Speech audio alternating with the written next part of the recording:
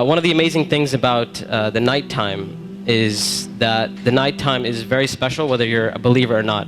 One of the things that psychologists often discuss is that nights are usually considered a spiritual time. So they talk about how usually people are more willing to share and they're usually more in touch with their feelings and their emotions at night. And this is why you see when people go out on dates and stuff like that, when do they usually go out? During the day or at night? So people are more likely to be in touch with their spiritual side and their feelings and their emotions.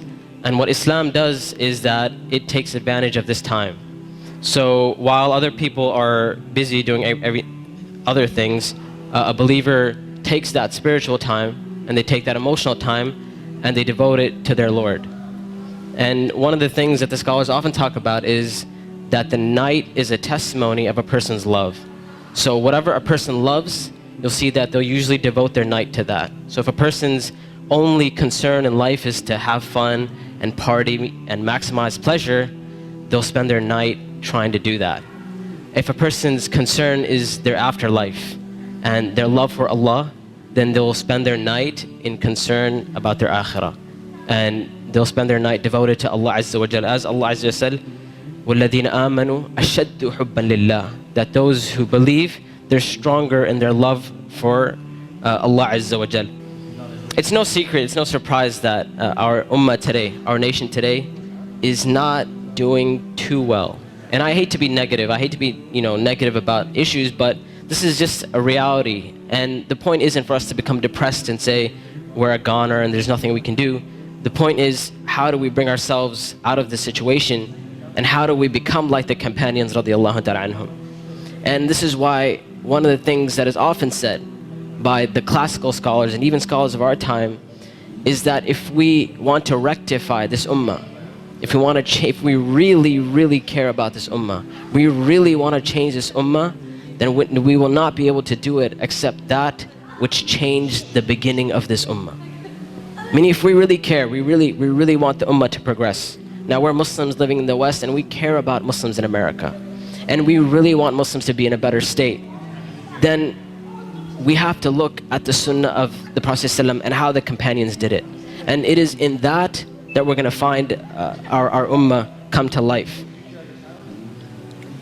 And the thing about the companions, like I mentioned, is that what they had and what is missing from our time is that attribute of going above and beyond the bare minimum. Ibn Abbas radiallahu ta'ala anhuma, he says about the companions, he said, I did not see a single companion.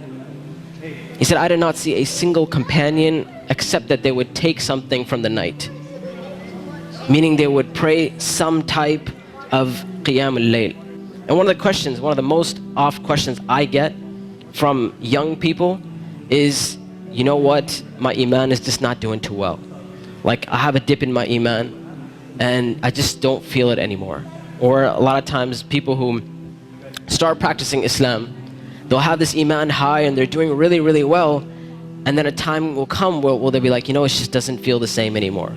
Or a lot of times reverts and converts will say, when I first became Muslim, it was the most amazing experience of my life, and I want that back. I want that experience back. And one of the first questions I ask these people is, how is your connection with Allah? How is your qiyam al-layl? When was the last time you got up in the middle of the night or in the last third of the night to pray to your Lord? And if the answer usually is, well, I don't really do that. I just try to do my 5 daily prayers. I'm just happy if I can get that in. And I tell them, I say, listen, if you're cutting off your connection with Allah, how are you going to get better? You can't expect your iman to just get fixed all of a sudden on its own. It's not going to happen. You have to take steps for you to become a better Muslim. You have to take steps to reach that level of iman. When it comes to qiyam al-layl, one of the advices I often give, and I give this advice because this was the advice given to me by my teachers, is if you want to pray qiyam al-layl, all you have to do is just try it. And I'm not talking about spending a third of the night praying or half of the night praying. I'm saying get up 10 minutes before Fajr. Just 10 minutes before Fajr. And we know the Prophet ﷺ told us that it is the last third of the night where Allah Azza wa Jal comes down to the lowest parts of the heaven and He asks, He says, which one of my servants is seeking my forgiveness that I may forgive them? And which one of my servants is seeking my mercy that I may be merciful for them? Which one of my servants is asking of me that I may give to them? And that third of the night is still there in the last 10 minutes before Fajr. So all I'm saying is wake up 10 minutes before Fajr. Not an hour, not 2 hours before Fajr, 10 minutes before Fajr.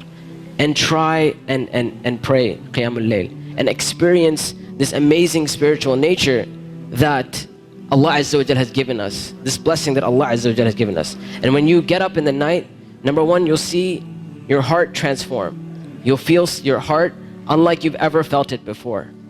And I know a lot of us, and this is a problem which is very, very common, where we look at Islam and all we see is a bunch of things we have to do. And we're missing that spiritual side of Islam. We're missing that connection with Allah and our Creator. And I tell you that if you're seeking that connection, then get up and pray Qiyamul Layl. You will see your heart transform. You'll see this tranquility and peace that Islam is supposed to be.